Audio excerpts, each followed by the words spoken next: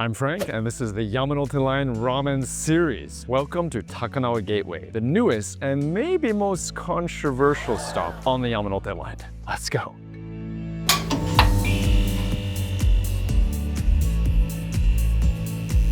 Welcome back to the Yamanote Line Ramen series, where I'm eating ramen at every single stop along Tokyo's most famous bright green train line. This is episode 6. Last stop was Tamachi, Ramen Jiro territory. This time, we've only moved one stop over, but we're in one of the most controversial areas on the entire line. I'll get into the full story later, but Takanawa Gateway is the first new Yamanote Line station in decades. And the name? Let's just say it wasn't exactly the public's favorite. Still, the sleek Kengo Kuma designed station brought the Yamanote Line total to a satisfying 30 stops. And while it's right next to Shinagawa, the new district around the station still feels like it's finding its identity, with huge construction projects that aren't quite finished yet. I'm glad I found the ramen spot we're visiting today though, especially in a part of town where ramen options are few and far between. It's actually a French restaurant, but on Saturdays, it turns into a ramen-only shop. And I'll be back again soon for their full-course ramen meal, so stick around till the end to see what that looks like. Let's hit the ground. Okay, we're walking to our ramen restaurant now. Not your typical ramen restaurant, as I just talked about, and I'm excited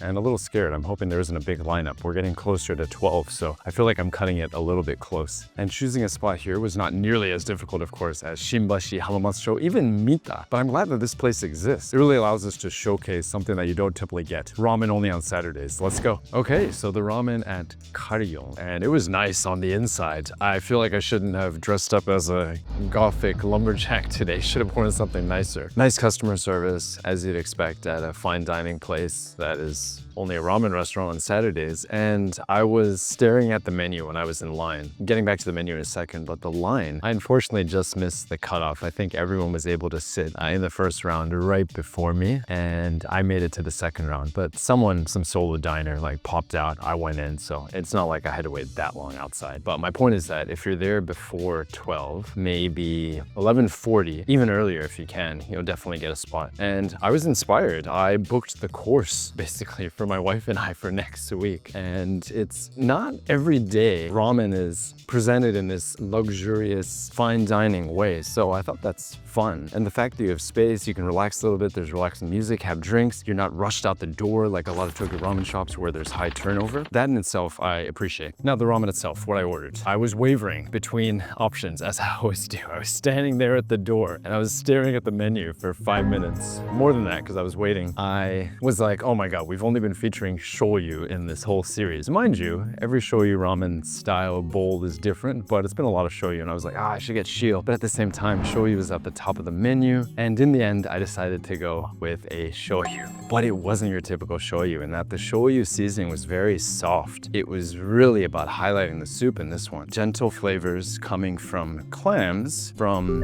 Shinjiko, or Lake Shinji, and also niboshi, or dried fish. The two shared the stage, although I think in terms of aftertaste, you definitely got more niboshi or dried fish flavors because of that bitterness that kind of lingered on your tongue a little bit. But the clam flavors were there. They were very nice. That was a great soup. I was digging that soup a lot. Didn't hit you over the head fish flavor wise. And if you're not into fish, you can definitely get the other one I was thinking about, which is the shio ramen. Actually, they had shio and shoyu with chicken and also the clams. Now, I just overheard one of the staff talking to one of the customers, and he was saying that they're revamping the menu. They're going to try some new ramen. So I don't know if this will happen by next week when I'm there again, or if it'll happen later down the road, but it seems like they're always trying to create new ramen, which is very cool. There was also a shrimp tantamen on the menu too. I was intrigued by that one. Maybe I'll get that next time. There's only 10, I think, available, and I don't know with the course if we're able to choose that, or either way, I'm excited. And the course is, as of making this video, 4,400 yen, and I ordered the ramen, side dishes, and also a beer, Koido beer. I'm a fan of Koido. I like Kagoe, I like Saitama, and had to get the Koido beer. So all in all, it was over 3,000 yen, more than you would normally spend at a ramen restaurant if you're just popping it for 10 minutes and getting out. So something to keep in mind. But again, this is not your typical ramen shop. This is a fine dining experience. Coming back to the ramen for a moment, what also to me made it feel very sea-like was the copious amount of seaweed that you had in the bowl, especially at the end. It got pretty salty when you were sipping the soup with that seaweed that was left over. Little bits of chopped onion, raw onions. I think were a nice addition to the bitter niboshi flavors that you got. That's often what you see in modern niboshi ramen, and it worked. And the noodles themselves were relatively thin, and also they had a nice bite to them. I think that pretty much sums it up. So the two side dishes that I ordered, or rather it was part of a set. You get two side dishes, came with a plate of wontons or dumplings, shrimp and pork dumplings. Those are very good. Although I feel like the highlight was coming from the other plate, which was a soft-boiled egg, or in between hard and soft-boiled, as well as two beautiful slices of chashu and nice memma, kind of like in a otsumami way you'd get it in izakaya. I enjoyed that plate, I think, more than the dumplings, but I'm glad I ordered it. I was pretty hungry. I feel like I should go a little bit more all out with this ramen shop. Not that the wait was that long, but I don't know, maybe it was just the interior that was like, okay, I gotta pretend like I'm doing something fancier maybe. It's so much fun when you have a chef or a team deciding to do something completely different. I don't know, for all I know, maybe they bring in a different ramen team, but you know, going from French cuisine, and they're not making French ramen, they're making Japanese ramen. Going from that to doing something completely different, hats off to them.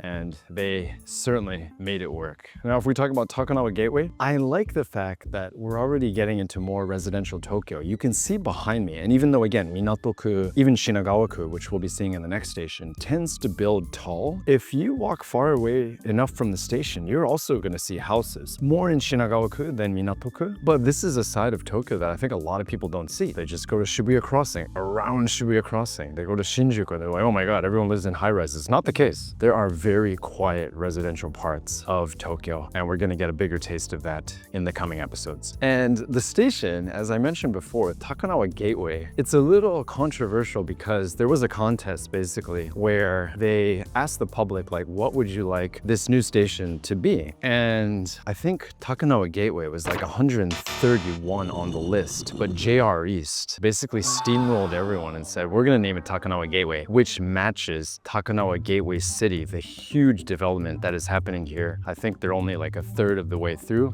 A lot of the buildings that are part of this are going to be open next year. So the name Takanawa Gateway was basically forced on everyone, and that's fine, but don't open up a poll if you're just going to decide, of course, what the station should be according to you anyway. Branching off that, oh my goodness, and I'm coming back to the ramen shops. It looks like there's still a line. They're not turning people away. So from a production standpoint, it looks like they're pretty much sorted. I read somewhere that they're only doing, 20 to 50 bowls, maybe closer to 50 bowls a day. But if you look at the line, they're definitely doing more than that. So no worries, I suppose, if you arrive a little bit later, but do keep in mind that they're open from 12 to 2. So definitely we don't want to be arriving at 1:30. You can see some of the line behind me there. And back to Takanawa Gateway as an area. I'm not completely against like commercial development, but I'm not sure like what benefit there is to all of this outside of, I guess, convenience, which is nice. You got a big shopping mall with a lot of options in terms of dining. But what I'm seeing across the city is that they're building these big impersonal major complexes. You take Azabuda Hills, for instance, and I think it's a little bit too much. Like, how many of these do we really need? And they're popping up in greater number in the last couple of years. I think what was in place of the big development here before was basically a train yard. So it's not like they tore down some historic neighborhood, but you do see that in other parts of Tokyo where it's like, oh my goodness, they're gonna tear down trees to make way for this big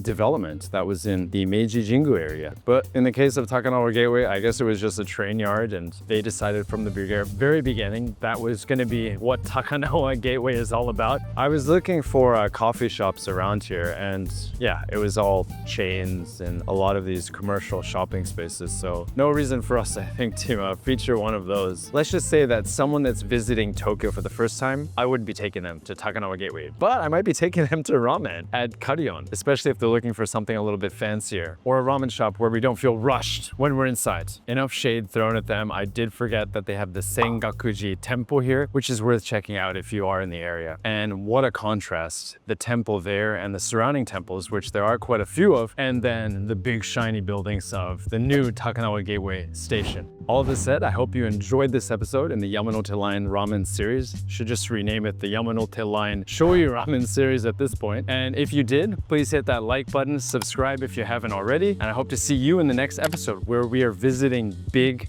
Shinagawa Station. Shinagawa Station is a massive hub. We're gonna get similar vibes to here, but I think with more to talk about. Frank from 5am Ramen, signing out.